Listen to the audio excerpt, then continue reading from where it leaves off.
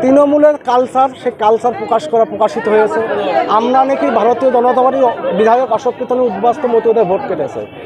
BLO কাদের? BLO অফিসারটা কার? ARO কাদের? তৃণমূলের। দেখে দেখে হিন্দুদের ভোট কাটাইছে। একটা কথা বলে যাচ্ছি, একটা হিন্দু ভোট বাদ দিয়ে আমরা ভোট করতে দেব না। তৃণমূল যতই নোংরা খেলা খেলো, পশ্চিমবঙ্গের জনতা টের পেয়েছে। এবং একটা মেসেজ থাকবে, যারা উদ্বাস্তু সম্প্রদায়ের মানুষ এখনও যারা সিএতে অ্যাপ্লিকেশন করেননি, আপনারা সিএতে অ্যাপ্লিকেশন করুন। নাগরিকত্ব দেবে ভারত সরকার, ভোটাধিকার দেবে ইসিআই। তৃণমূলের কোনো কথায় কাজ হবে না। তৃণমূল শুনে রাখুন, আপনাদের বলে দিয়ে গেলাম।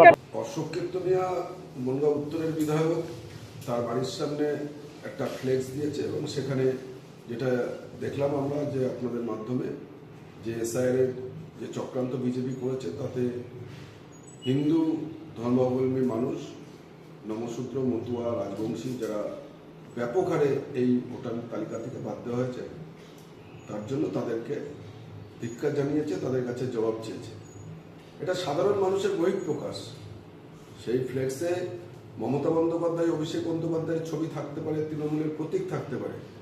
কারণ মমতা বন্দ্যোপাধ্যায়, অভিষেক বন্দ্যোপাধ্যায় তারা সাধারণ মানুষের মনের মণিকোটায়, অন্তরের অন্তঃস্থলে জায়গা করে দিয়েছেন। তারা তো জমিদার নন যে তারা রথে চড়ে বেড়াবেন।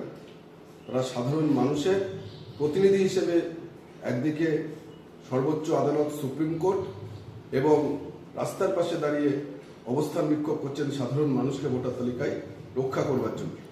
আর জমিদাররা রথে চড়ে বেড়াচ্ছে যারা বাংলা বিদ্বেষী, বাংলা বিরোধী। এই বহিঃপ্রকাশ বিভিন্ন জায়গায় হবে এবং আগামী নির্বাচনও হবে।